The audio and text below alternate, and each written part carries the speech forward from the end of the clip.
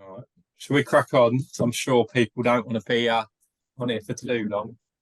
And we were quite ambitious with the content that we wanted to cover in this meeting. So some of it we'll probably have to brush over, but we'll try and cover everything. If anyone's got any questions at any point during the meeting, if you want to just jot it down in the chat or raise your hand. Although I can't see anything at the moment. I don't know, Chris, can you see him like the chat and hands raised? I can see it on this. Yeah, I think I can. You can see people because I can't see anything. Yeah. All right. Yeah. Okay. So yeah, just let me know if anyone has raised their hand. Will do. Okay. All right. So thank you for attending tonight, guys. I felt it was very important to get one of these in before the season started. I can't think if we've ever done one like this before a season, but I think it is will hopefully benefit from it in terms of standards and consistency during the season. Okay, and we have made a nice presentation for you with some lovely models in the pictures, which I'm sure you can pick out as we go through. Okay, so there we go. Right. Just a quick one. I'm not going to dwell too much on this slide. It's just to make you aware of who the committee members are. I don't think there's that many of them on the call tonight. But the main ones I kind of wanted to point out were the CVL coordinators. You may have heard from them this week. They are still looking for referees for the weekend for the first CVL. So yeah, Evan is covering Tadworth and all the under-16 games. Grace is still in America at the moment, but I believe she is doing some organising. She'll be looking after Three Rivers and the under-12s. Andy, as last season, looking after under the 10s and at Chessington. And we've got Kerry Comerford, who's just volunteered to take up a role, which is great. And she'll be looking after the new venue, St John Baptist School in Woking, and the under-14s. So they will be familiar names to you. There will be, I'm sure, hassling you for covering games and stuff. But equally, if you do want to pick up some games, then they're the people that you will go to. And I can share their contacts if after this meeting, if you don't have them already. Okay, just a little talk about this role, the officials officer. So one that is a bit more specific to us. AJ has opted to step down from this position after I don't know how long he's been on the in this position actually, but he is going to stay on the committee, so we'll still be involved in the meetings and possibly even some disciplinary panels if we get any, which I'm sure there will be throughout the season. And in his place, we've got Chris and Sharon that are going to take on the role, which might look a little bit different. Chris, I don't know if you want to just explain how you're going to do things. Well, I'll explain it on the basis that you've given me, I think, 48 hours to think about it, Steve, and probably 42 hours for Sharon to think about it. But I think the basic thing that we want to try and get across is to try and create more of a pathway for referees. I know that's something that Nick is trying to do as well in his role in the Southeast. I've gone through a number of level 1 training sessions with people, and our pathway success is probably about 10% of the people who actually take part actually go forward and referee in Surrey with us. And there's lots of reasons for that. But I think one of the reasons is that they have relatively little guidance after we've done the course, and we want to try and make sure we're more hands-on. And I know Sharon's got, and I very much hesitate to put words in Sharon's mouth, but Sharon's got the same view about table officials as well, that we need to do more to help them and get more table officials. Sharon, I don't know if you wanted to add anything on that.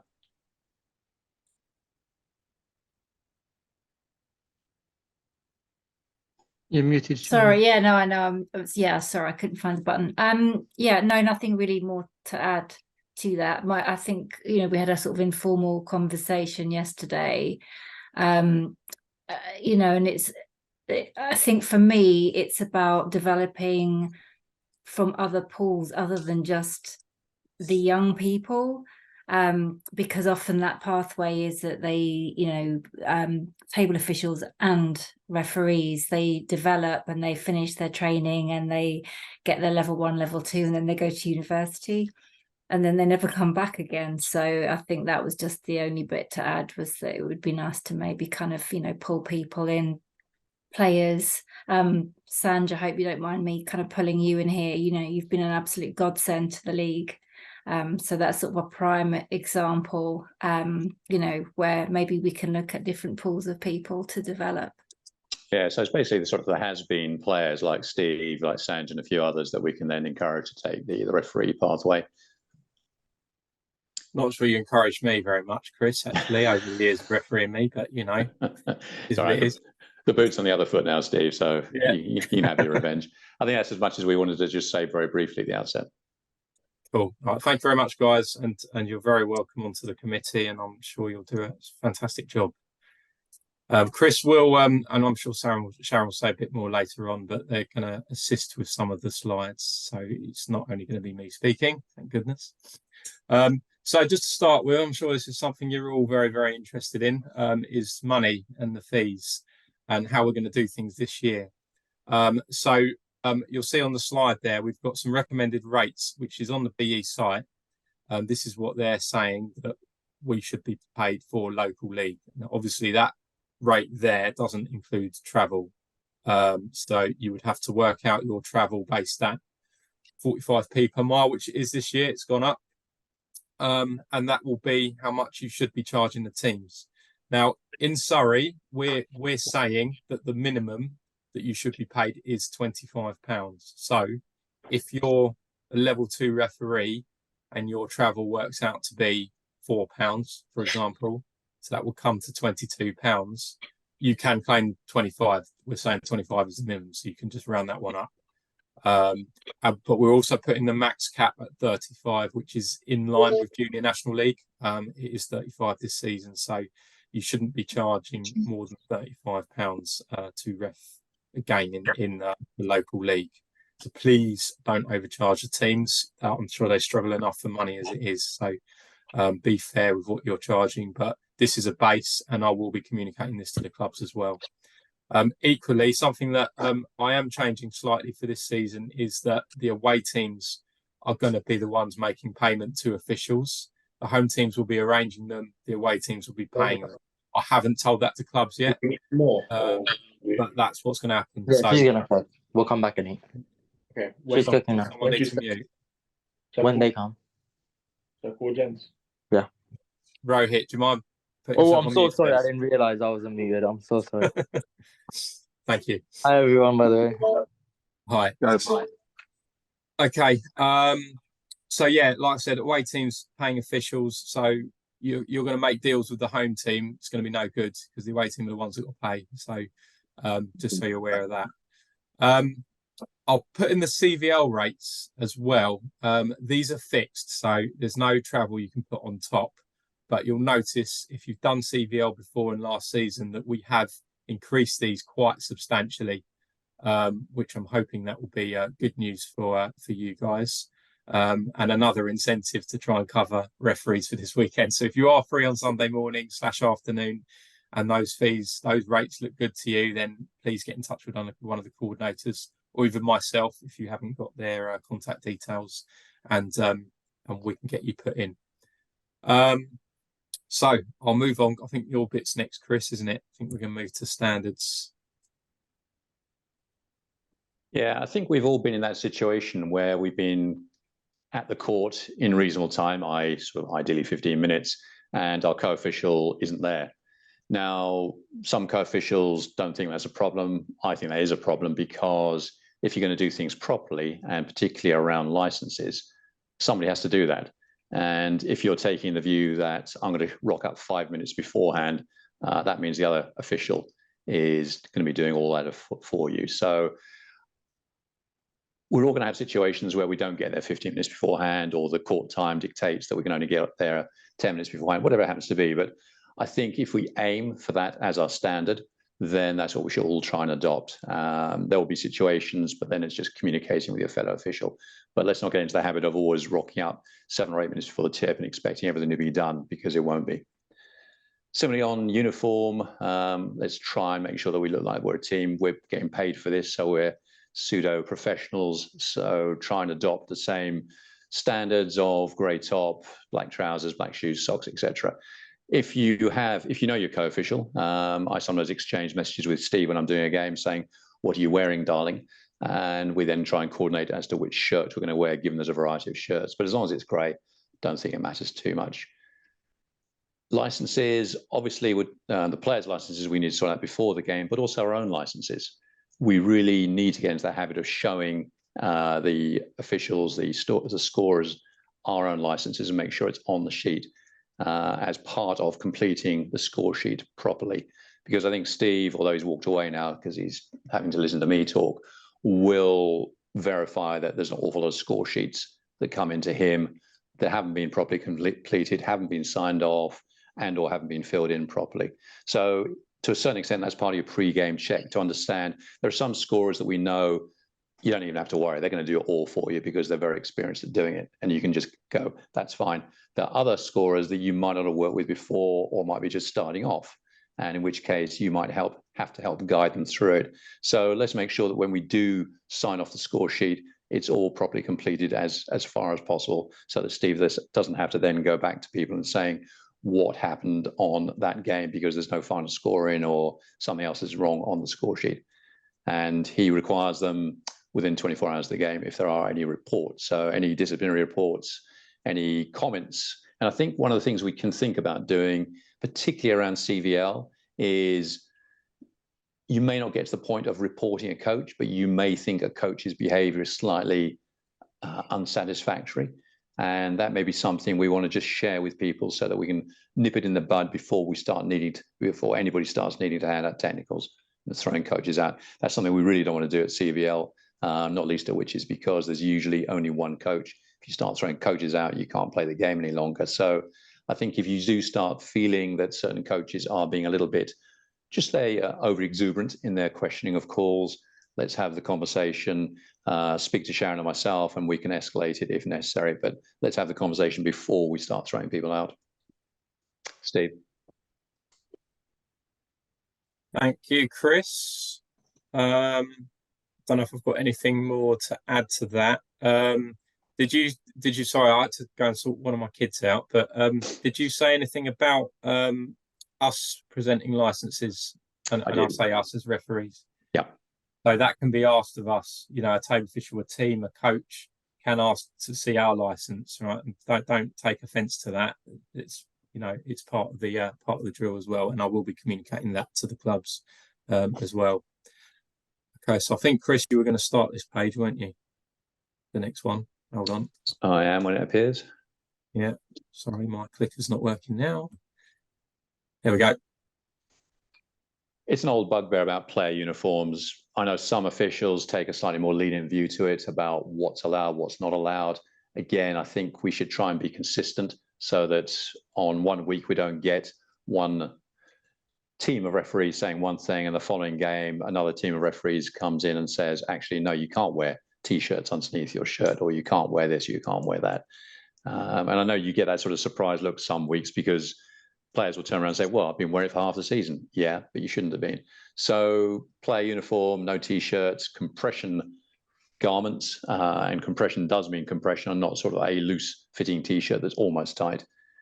That bandana style headband has been out for, I think, 2 seasons now, but we should certainly be making sure none of those appear. Jewelry is one of those things that I often notice during a game because you haven't necessarily picked it up because you've been rushing and you haven't got there in time. But both of us, or all 3 of us, should really make a good check of the players to make sure there's no jewelry there. Managing dissent, I think Steve was going to sort of talk a little bit more about this, but one of the things, and it relates to CVL, is that the less technicals that we can hand out, the better. There will always be cases where we have to hand out technicals, but let's try and manage the situation beforehand rather than resorting to technicals as our first resort. Steve, do you want to talk about the warnings and non-negotiables? Yeah, I suppose a little bit. This is more towards seniors, and I suppose this comes with experience as a referee. You'll know when's the right time to give a warning, when's the right time to give a technical foul, and when might be the right time just to have a quiet word to try and manage the game. But I just wanted to put out there that you can give warnings, and if you do give warnings, it's always very, very helpful to make sure coaches are aware of these warnings and your co-official as well. But non-negotiables, I'm sure we've all got them in some way or another. If someone tells you, and I've heard the term, the magic words, you can avoid the warnings and just go straight to the technical foul. More so in seniors. I know Chris just said juniors, we want to try and avoid it. So definitely to players, I would agree with that. I think coaches, they do try and push their luck sometimes because they know full well we don't really want to be disqualifying coaches because it means that the kids suffer. And that's ultimately not what we're here for. But at the same time, there is a line and there's behaviour that they need to adhere to. So don't be shy to give them out. You're a referee. You can use technical fouls to manage the game if you see fit, and we will back you at the committee if you have given one out to manage the game. But I think at senior level, for me, just in terms of management, I don't want you to be afraid to give them out. I'd rather you give them out than not, because again, it comes with consistency. If we've got 1 week where we've had no technicals given out, but plenty of dissent throughout the game, and then on another week we've given technical out straight away. I'm not saying either is right or wrong, but if we're not consistent, that's when we sometimes have problems, as we talked a little bit about the uniform, or Chris talked about the uniform before. You got anything else to mention on this slide, Chris? No, I think just going back to the CVL aspect, as Steve was saying, we want to avoid chucking coaches out. We want to avoid giving techs, obviously. But if you really think behaviour of certain coaches is not great, then drop any three of us an email after the game, and then we can start having quiet words in clubs' ears about certain behaviours and try and avoid it going forward. Okay. I'll put unsportsmanlike foul, disqualifying foul in there just so it's clear. So we do know the difference between them as well.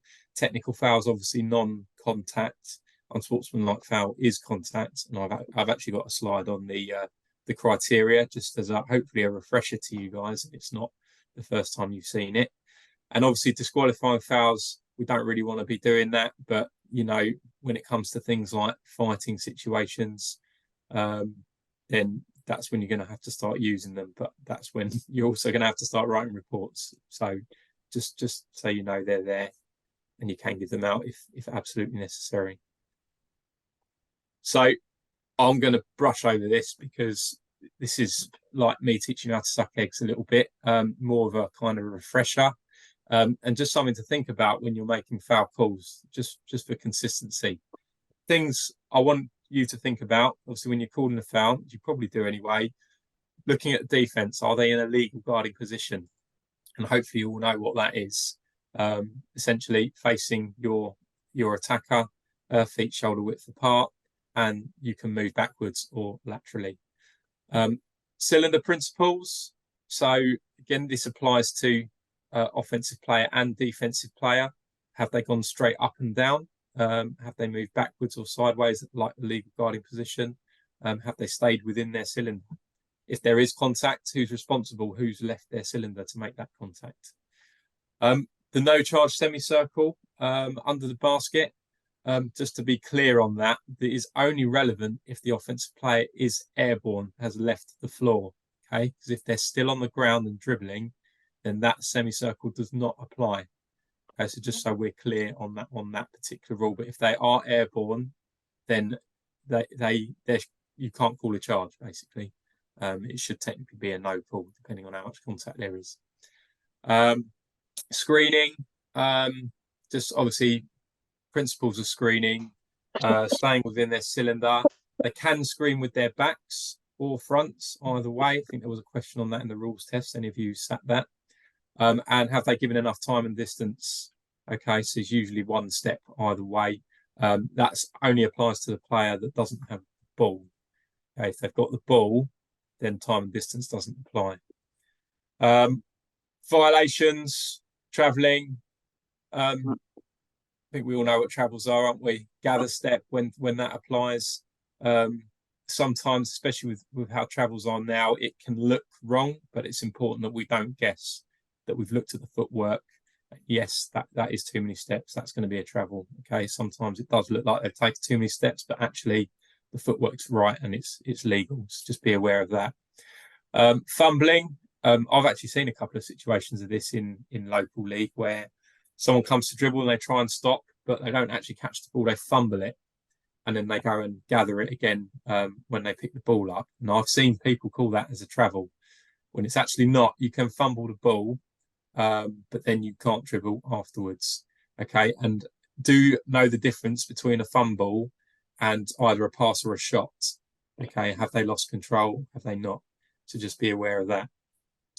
Out of bounds, I think everyone should know any foot out of bounds is out of bounds, and the line is out of bounds.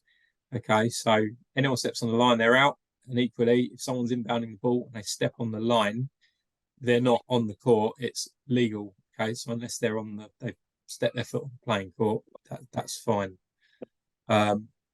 Obviously, back court, front court, 3 points of contact. We should all be aware of that. To establish yourself in the front court, 2 feet and the ball in the front court.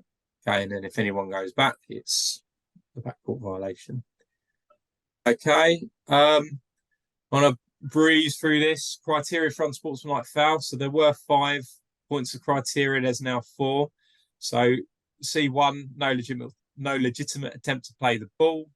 C2, hard excessive contact. That's normally going for the ball, but it's over excessive or it's very hard. C3 is unnecessary contact on a player in transition, and this has to be before the act of shooting begins. C4 is a foul from behind or from the side where the offensive player has a clear path to the basket, and it must be before the act of shooting begins. So as soon as they're in the act of shooting, then it can no longer be an unsportsmanlike foul unless you're calling a C1 or a C2 on them. C5 used to be the last 2-minute inbound one, but that is no longer an unsportsmanlike foul. It's a throw-in foul, but I don't suppose many people have called that this season. We'll see, but just so you're aware of those criteria. Okay, is this still me, Chris? I think IoT. Yeah, I think you're doing it all, Steve. What we've said. I'm doing it all now, am I? Okay, so just be clear of your signals. So, for example, numbers. When you're calling numbers, a double-digit number, we're showing the back of our hand first and then the front. Numbers 10 to 15, we're showing a fist with our right hand and then a number on the left. And then obviously 16 to 20 is the 2 hands. So you're going to show the back of your hand first and then the front. The fouls that you're calling, just make sure the signals are as they are in the IoT manual or the rule book. Violations the same. Just with signals as well, make sure if you're blowing your whistle, it should be accompanied with either an open palm straight up in the air or a closed fist straight on. Okay, so it's either going to be a foul or a violation. So we must show that we're stopping the clock when we're blowing the whistle. Okay. Refereeing the defense, that's just an IoT for you. If you're watching the play, the easiest thing to do to judge whether there's a foul or not, or if it's legal, is to watch what the defensive player is doing. So if you can watch what they're doing, and if they're in a legal guarding position and in their cylinder, it makes it very easy or much easier to judge the situation. Open angle. This is just a term to kind of help you with your positioning. So you are looking for the gap between the players. All right. If you can't see a gap between the players, then you may not see a foul. And that's when we might start guessing. And that's what we don't want to do. We don't want to be guessing contact or anticipating contact. So make sure if you've got a match up, 2 players facing each other, you're looking to try and see the gap. All right. So move your body so you can see the gap between the players. All right. If you can't see the gap, then you need to move. Body position, 45-degree angle to the court. Okay, so that's just keeping your body open to what's going on, moving your head if you need to. Clock management. We have some good table officials and we have some that are probably new, some that might be a bit distracted on the table. So it's always good to keep an eye as to whether that clock is running or not. And what we don't want, particularly when we're out late in the evening, is the clock to not be running and we're playing a game, which makes the game last even longer. So just keep an eye on that clock. Every time you chop in, just check the clock, make sure it's running. Equally, when you've stopped the clock, make sure it has stopped and is not running. And that's, sorry, Steve, that's probably particularly relevant again at CVL, where we've got a lot of inexperienced people. And a number of times last year at CVL, people were stopping the clock after every basket, which suddenly makes for a very long game until you start noticing and picking it up fairly quickly. So again, if you're doing CVL, one to watch in terms of the table. Cool. Thank you, Chris. Shot clock. Obviously, local league, we don't have any visual shot clocks, so it is down to the trail referee to keep tabs on it. Now, I know there's different refs have different kind of methods in how they communicate when the shot clock's about to expire. I want to go out there and encourage everyone to do the 10 seconds and the 5-second warning. Okay, so shout 10 seconds or 10 when there's 10 seconds left on the shot clock, and then shout 5 when there's 5 seconds left. Just for those players that can't do their maths when you shout 20, thinking they don't know how much time they've got left. All right, so it's easy if we just go 10, count down 5 seconds, and then shout 5, and then count down from there. Can I just hop in here, Steve, on that one? Go on. When you get to 5 seconds, you need to take the whistle out of your mouth, verbally shout 5, 4, put the whistle back in your mouth because you might need to blow the whistle, and chop the 3 so that you can whistle on the 0.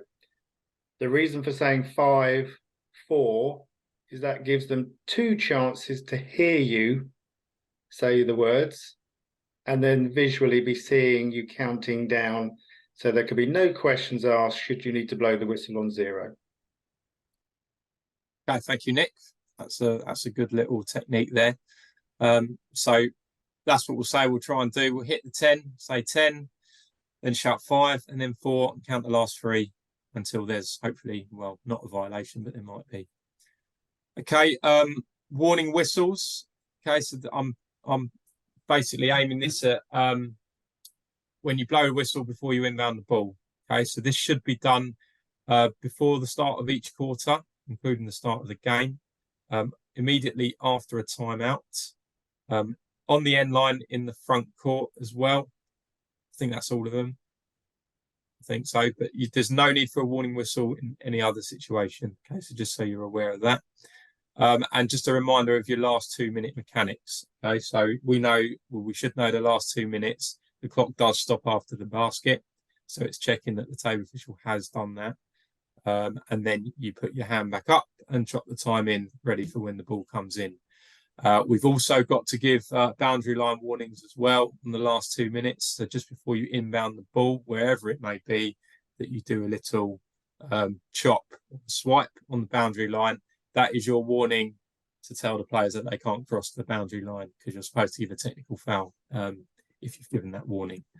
Okay, so just so we're clear on that. Okay, we'll move on to game assignments. So obviously CVL sessions is what we would like to assign. At the moment, we're obviously just trying to fill what we can. But as we did last year, I signed for all the cup games that took place in Surrey. Nick, I'm not sure if you're planning to do this for Sussex as well. Are you planning to appoint for cup? I'd like to appoint for as much as possible. We can certainly aim for the cup, and there's great demand that we reappoint for our senior men and women's games. But the reality for Sussex is it will depend on how many referees we have willing to be appointed. Okay, cool. So with the appointing, obviously last season, I just got some availability from you guys and seeing what you could and couldn't do, and then I just put you onto games. This season, we've now got the whole league running through Who's the Ref, which is the appointment system for the NBL.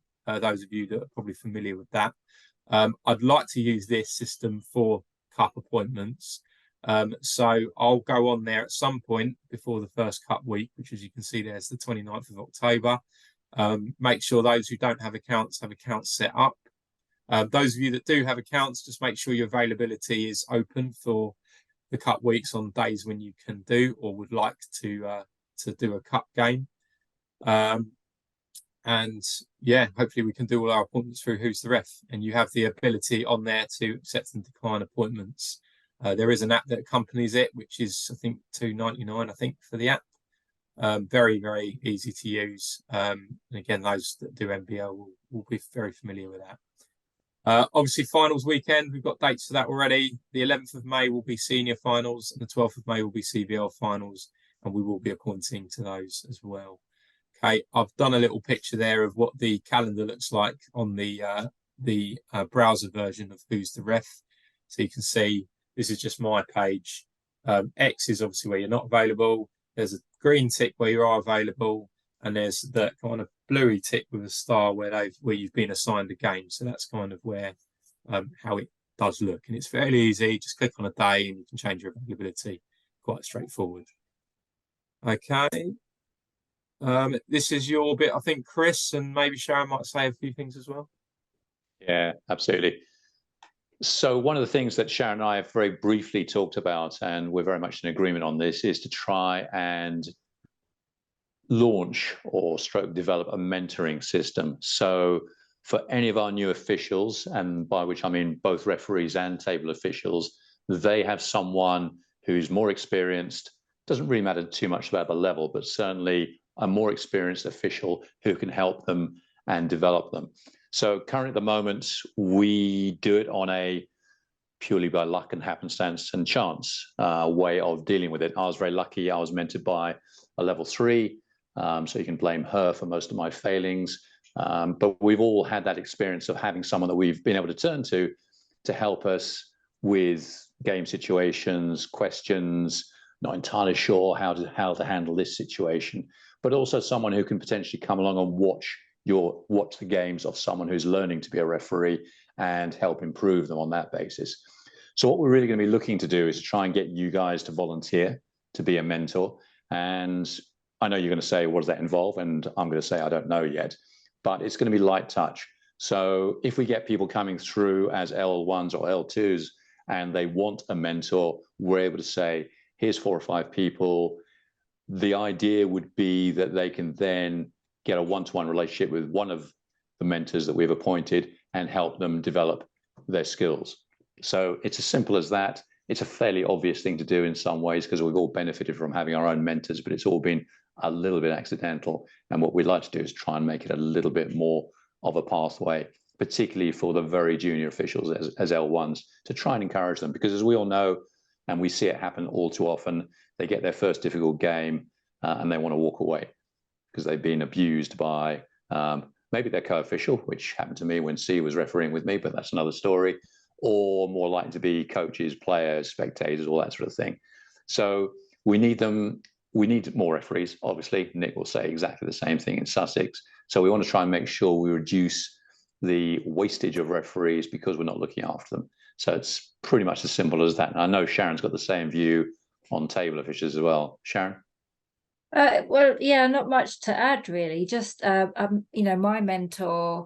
accidental mentor was Mark Fellows, and I don't know if I would have carried on if I hadn't been shoehorned into so many matches after I qualified. And it's a bit, I was thinking about this today, it's a bit like when you pass your driving test and you don't really learn how to drive well until after the test. So because every game's obviously different. So yeah, not much more to add other than we need to, I understand that before people volunteer to do it, we need to be able to say what it would look like, before people want to put themselves forward. But maybe it's reffing with someone in a set of games, like I did with Mark or something like that. But we will put something together and get a bit more of an idea, so that you know what you're signing up for. And the same with table officials as well.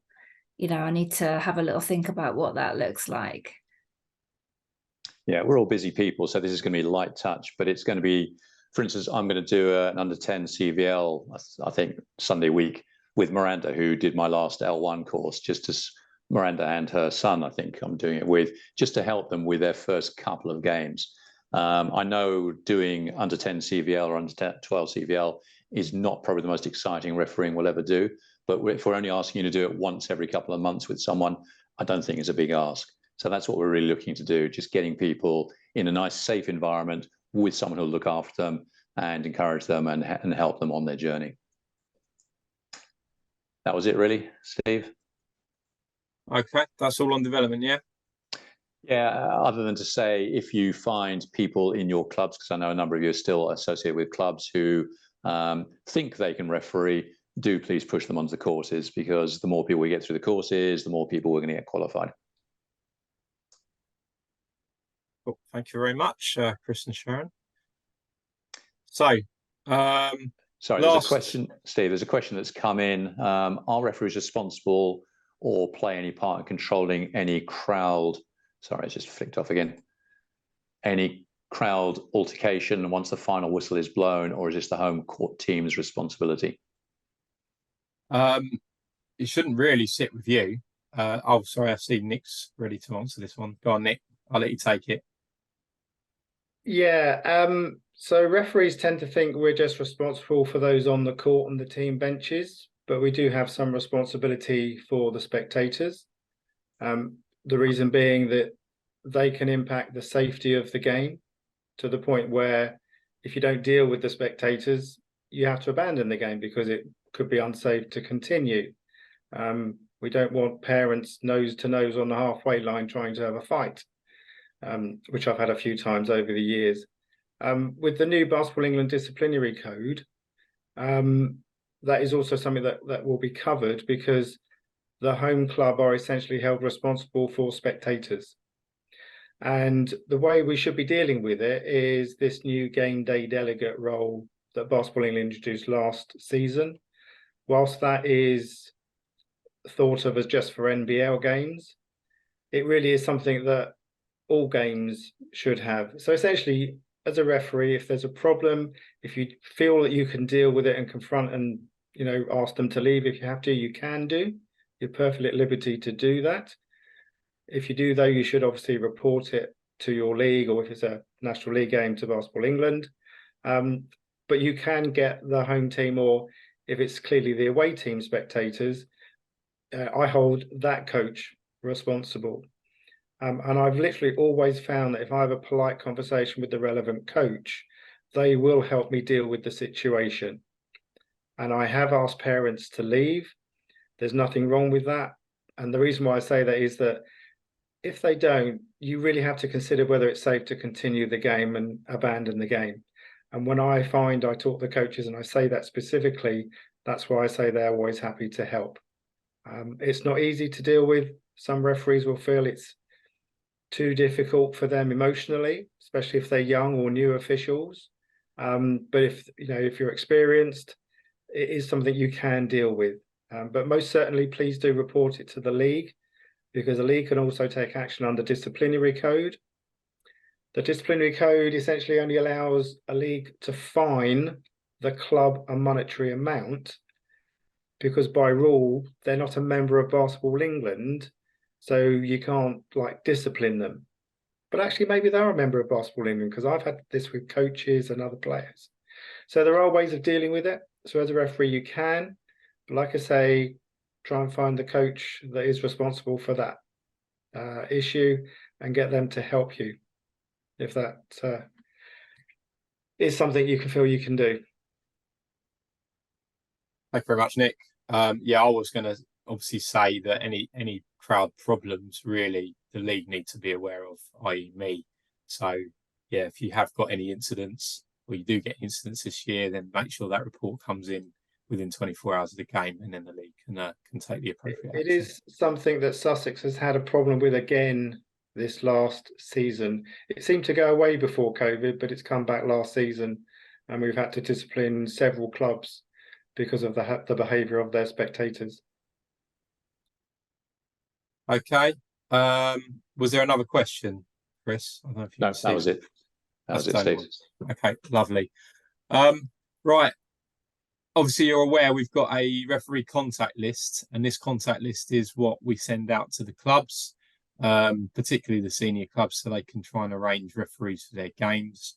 But equally, they go to the CBL coordinators, so they can organise referees for their age groups, their venues. So what I will just put out there is I'm going to assume that you're happy for your email and phone number to go on this list and for clubs to receive this. So unless you tell me otherwise, that's what I'm going to assume. We need to get it updated as well. So what I'll probably do is I might ping it out in the group just so you can see if your name is missing from it, then we need to get it added so it is more up to date. And I do need to know a rough, you don't have to put your address on there, of course, but a rough kind of area where you're based. Okay, so maybe just the town that you live in, just so you know, for mileage purposes for claiming expenses. And if I'm you, going to touch. sorry, go on. Stevie, if you see anybody who's not on the list, who should be on the list, you know, referees, please again tell us so that we can add them to the list. Yeah. Okay, thank you, Chris. New 2PO mechanics. I have a separate presentation on that, which I'll run through very shortly. But before we do, are there any questions from anyone? Do you wish a copy of the license from England Basketball sent to you again? What was that? Sorry, Scott. Do you want a copy of the England Basketball license like we did last year? What license are you referring to? Sorry, BE license. The referee license, because you requested it last year. Yeah. Oh, sorry. No, I don't personally need it. I'm kind of putting that in your court, that you will license yourselves and provide it on request at games if necessary. No, I don't require your license. Sorry, Scott, I didn't know what you meant to begin with. Go on, Nick. So I just wondered if you wanted me to quickly talk about some of the red southeast bits now, if it's relevant from some of the things you've just been talking about. You can do, yeah. Okay, I'll be as quick as I can.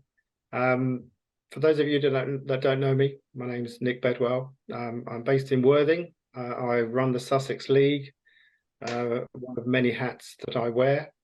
I'm also the Southeast kind of officials development officer. What does that mean? Well, something we've been talking about for many years, as people like Chris and Steve and that are aware. The good news is that yesterday morning I had a phone call to say that we're going to be given some funding to implement a regional RED program for Basketball England.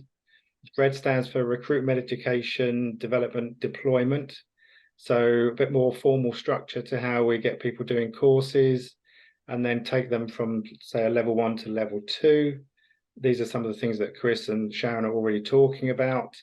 It does cover Kent, Surrey and Sussex. I've got a meeting around the 27th of September where I'll find more information, and there'll be kind of a meeting I'll hold with what I'm calling our regional referee coaches. So again, that's like Steve, Chris, Sharon and others.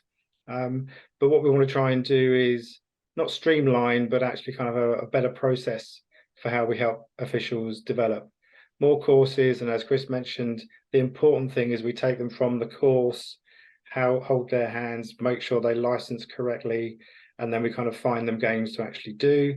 That will use Who's the Ref for the appointments. Surrey are implementing Who's the Ref. Sussex are doing the same thing. So that's a more joined up approach. If we've got that system, then we can actually work much more closely with these officials to get them good games to referee and kind of help them through those initial processes. The key thing with this is we need to improve the standard of officials, not just more officials. The aim of what I'm trying to try and do or help coordinate is, it would be great to have 100 new referees this season. Whether they'll carry on refereeing, we'll have to wait and see, but we've got to get people qualified and kind of help them. If we can get them to do 10 games, then I like to think that we've got them kind of captured in the system. They know they enjoy it. We know they enjoy it, and we can help them from there. But some of the things I hope we can now do that this will be funded is we can kind of get them on the courses, like give them a whistle. If they've done 10 games, we can give them a referee shirt, all funded. We're going to do things like give people free safeguarding courses, help pay for their DBS, all these things that they need to license. There's a lot to kind of do with this.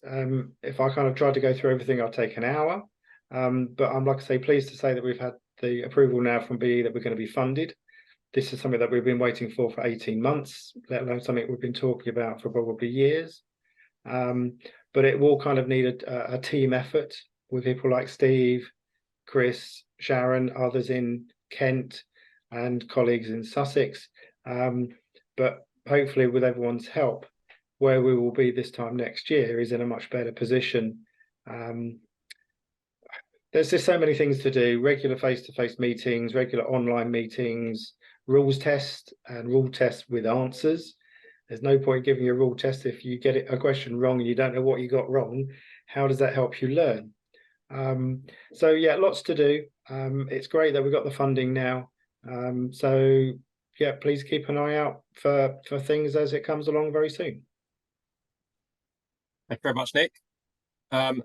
So lastly, if there's no other questions, I will run through this, the new two-person mechanics. Sorry, Sharon, you're right. Yeah, just sorry, just asking you to clarify a couple of things that you said at the start of your slides. Did you say Junior National League is 35 a game now? Maximum. Right. The maximum is, yeah. Gotcha.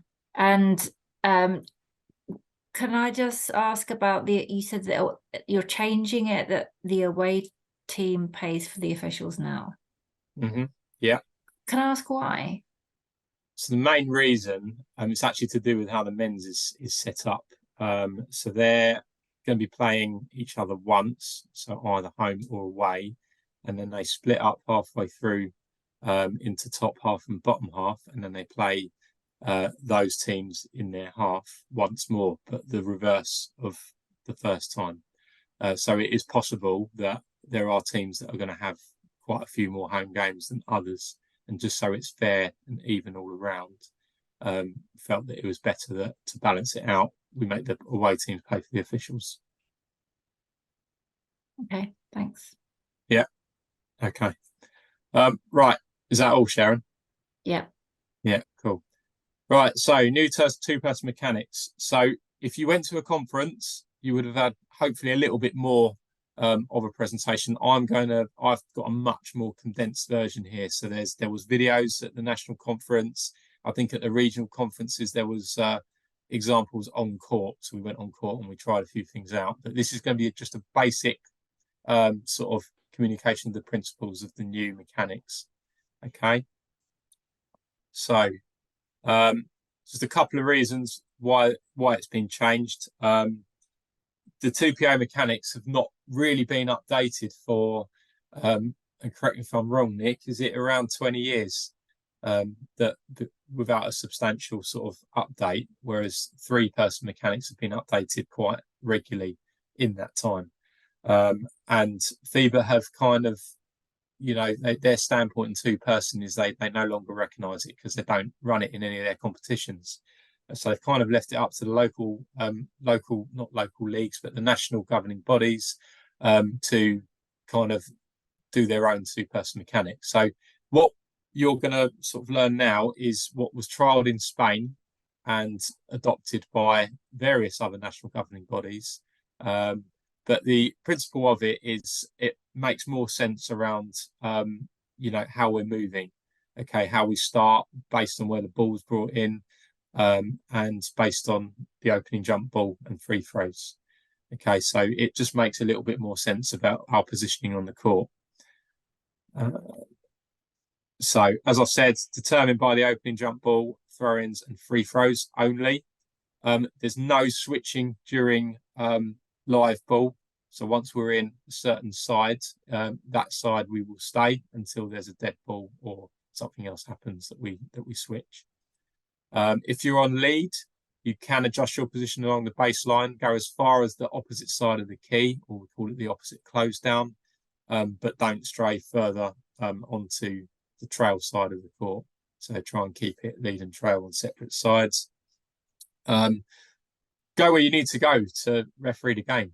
That's got to come first. Obviously, mechanics is it's a kind of structure that we try and follow to make things a little bit easier for us and to make sure we're not missing things. But ultimately, you know, the play could be anywhere on the court and certain things can happen in a game. So if you need to move somewhere to see what you need to see, then just move it. You know, no one's going to, no one's going to name and shame you for doing that, to make sure you're in a good position. So refereeing the game absolutely must come first. Okay, so just starting with the areas of responsibility. So this is how it currently is. BE want us to use the term left side mechanics. So left side mechanics being the trail referee has the sideline to their left, and so does the lead referee has the sideline to their left. Okay, so that's left side mechanics, which is what we're doing at the moment. Okay, so lead will take responsibility for boxes 4 and 5. And if I click again, we've got trail. Obviously, as you know, has 1, 2, 3, and 6, and shares box 5 with lead. Okay, so that's what we're doing now, and that is still obviously that doesn't change. So the principles are the same. So when we're on the other side of the court, lead will just take box 6 instead of box 4. It's still obviously sharing box 5. This is now right side mechanics, obviously the terminology, because the sidelines are now on your right. Okay, and the trail referee, the principles are the same. We'll take the other side. So 1, 2, 3, and 4 with the sideline to the right. Okay, we used to use the term reverse mechanics, I think. So just correct that to left side and right side mechanics. Okay, so just on the opening jump ball, it depends which team gain possession. So if we've got the jump ball and is this the home team? No, that's the away team gets possession. So they're moving the ball into their half. We go into left side mechanics, which was the old normal mechanics. So sideline to your left. And if the ball goes the other way on the jump ball, the home team win, then we're going to go into the right side mechanics or the reverse mechanics. During free throws, the principle essentially is whoever calls the foul is obviously going to become the new trail, as we currently do now. They will report the foul to the table and then go to the other side of the court. Okay, so you're not going to be table side, and you'll do your passive administration from that side of the court at the free throw line extended. So depending on what side you're on will depend on whether you're doing left side or right side mechanics. So if you're at the home team bench end of the court, you will be in right side mechanics, and if you're in the away team side, you will be in left side mechanics or normal mechanics. Okay. Sharon, you had a question, I think. Go on, Sharon. Is it safe to say a rule of thumb would therefore be you're always facing the scorer's table? For what? For As foul? trail on free throws, yeah. Yeah. As trail on free throws, you'll always be facing the scorer's table, yeah. Okay. So this where you might get caught out if you're going to right side mechanics. So at the home end, lead administering the ball to the free throw shooter. Just make sure you're coming out of the key on the other side. Obviously, you would normally come out this side to make sure you're opposite the trail and you can kind of see trail through. So you're opposite side of the court. And as Sharon said, maybe best way to remember it is that you're going to go to the scorer's side of the court wherever you're administering the free throws as a lead. Okay, have we got any other questions on the mechanics so far? No, good. I'm just going to go back to the boxes a sec. Okay, so the other thing that determines how we set up is where the ball goes out of bounds. Okay, so if the ball goes out of bounds in box 1, for example, on the sideline, then we're going to be in left side mechanics for the start of the play next. If the ball goes out of bounds in box 3 on the sideline, then we're going to be starting playing right side mechanics. Boxes 4 and 6, we would like the trail to be administering unless you suspect there's going to be a post play. Then maybe leads takes that and you go into that side mechanics, wherever that may be. End line, if it goes out in box 6, end line, you're in right side. Box 4, end line, you're going into left side mechanics. Okay, that should hopefully be fairly straightforward once you start trying this in games. Any questions? I think that's my presentation done. Any questions about anything at all? I think the only thing to add, Steve, was that this is not something that's optional. We're all going to adopt it and we're all going to use it, because if we start having it used as the old two-person mechanics one week and then the new one the following week, first of all, we won't get experience enough at it. We'll confuse ourselves. And secondly, if we're trying to teach new referees, they're going to get even more confused. Yeah, agree. Obviously, it's being taught on courses, I believe, from this season onwards. So yeah, any new referees that come along are going to only have been taught these mechanics. So it's important that we are doing it, that we're, you know, comfortable with it, familiar with it, and can mentor them still, you know, doing the new mechanics. Steve, are you able to put a couple of slides on the WhatsApp group? Absolutely.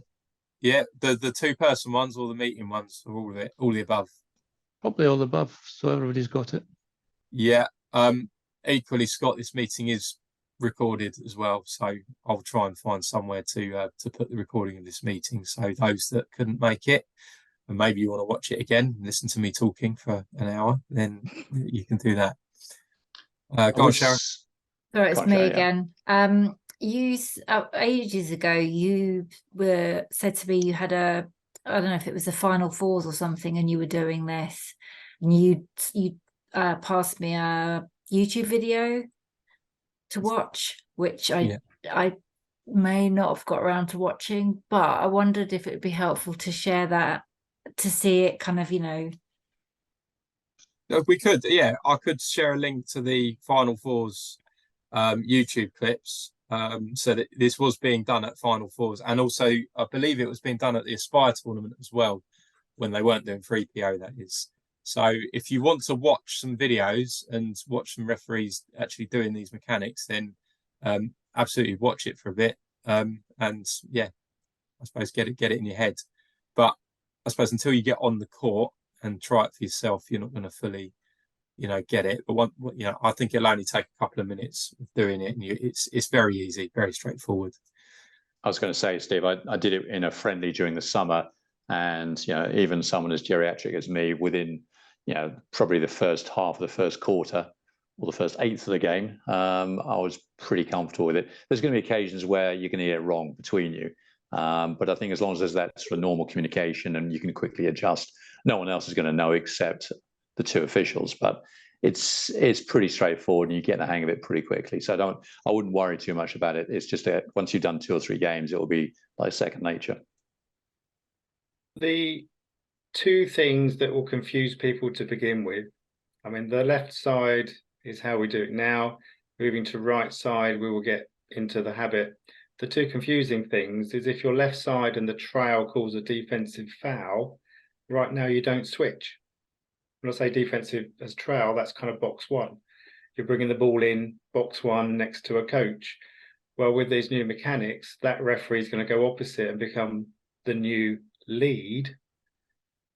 The lead will have to switch and become the new trail, but they'll be left side still. That is a change that you just need to kind of remember. I've called a defensive foul, I need to switch. The other thing is free throws, as the diagram showed. You're now, you know, if you're calling that foul, you're going opposite. You're opposite the table, 1 shot, 2 shots, whatever it is. And when you're bringing the ball in, say a throw in, always make sure you kind of thumbs up to your co-official. Check that you're boxing in the players. If you're kind of reverse mechanic, mental note, oh, let's make sure my friend is in the right place. Thumbs up to show that we're both ready. And lastly, if you're the lead and your right side mechanics, which means you're box 6, say, you're putting the ball in for a throw in box 6, you need to stand on the outside of the player and hand the ball with your left hand. And IOT then says you put your right hand up to chop time in.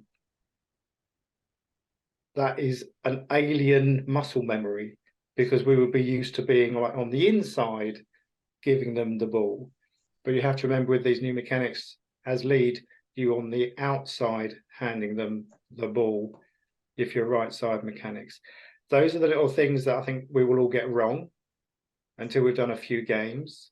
But as co-officials, if we can see, oh, you know, we're not quite in the right position, a little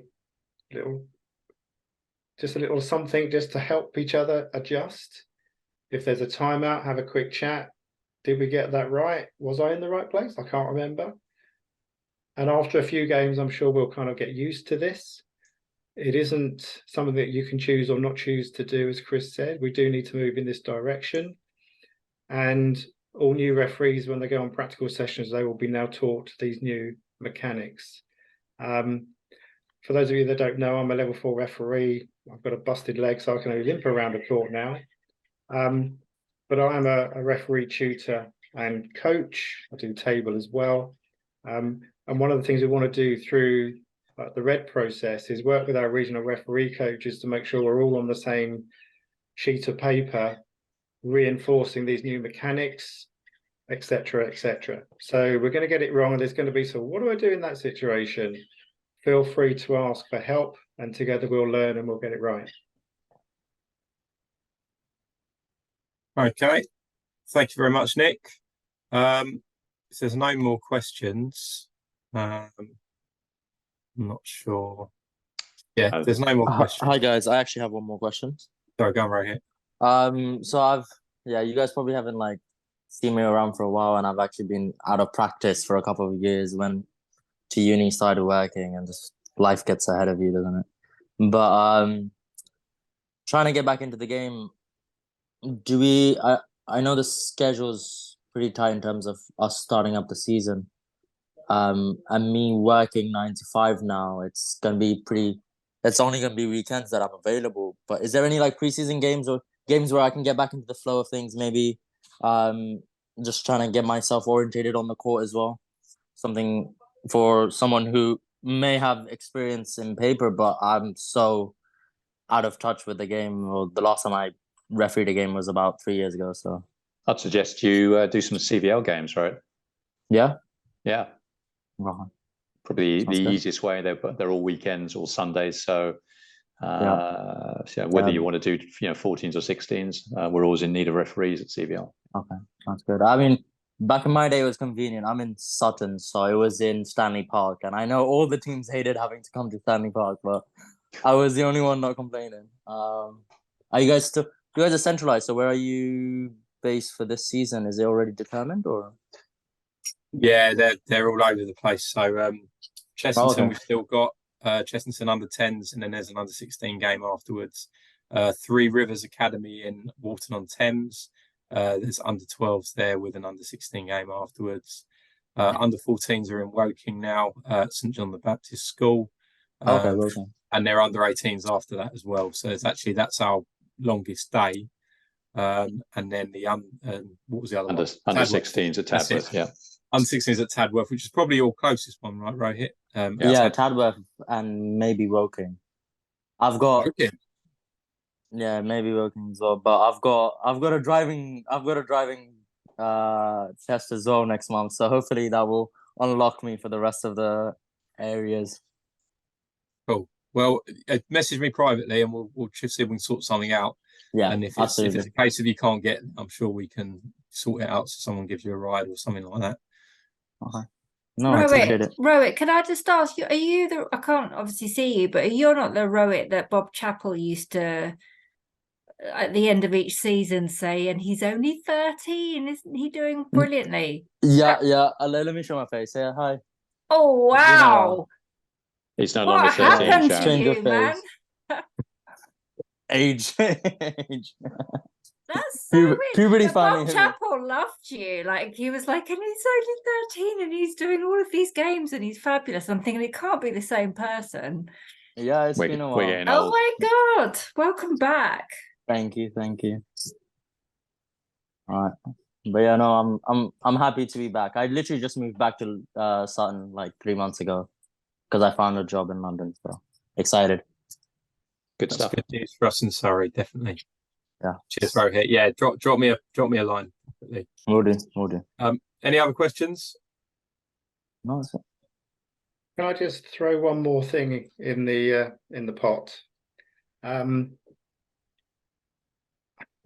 do many things. One of the things I'm involved with is safeguarding and disciplinary with Basketball England.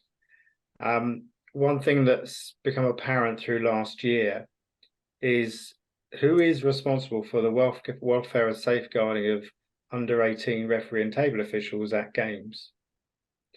There is no simple answer on that one. If they're appointed by the home team, it's the home team's responsibility. But it could be the home team's coach that's shouting that child. So as the adult in the room, so to speak, we need to remember that we do take a responsibility as referees or a table official if we're officiating with junior under 18 children. I'm not trying to scare anybody. There was a referee who was disciplined by Basketball England because they didn't do something when a junior referee was abused at a game.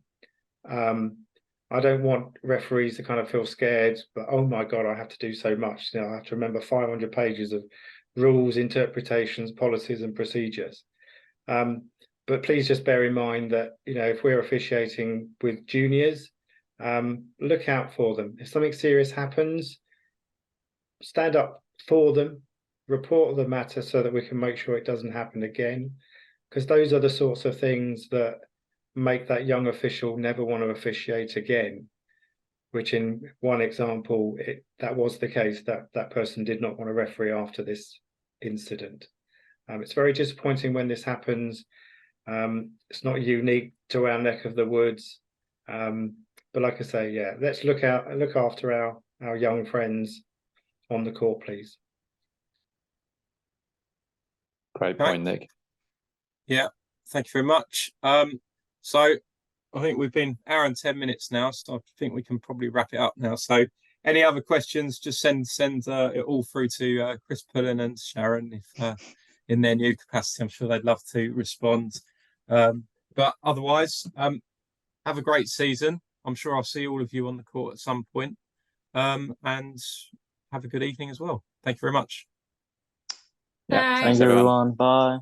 Bye. Thanks, everyone.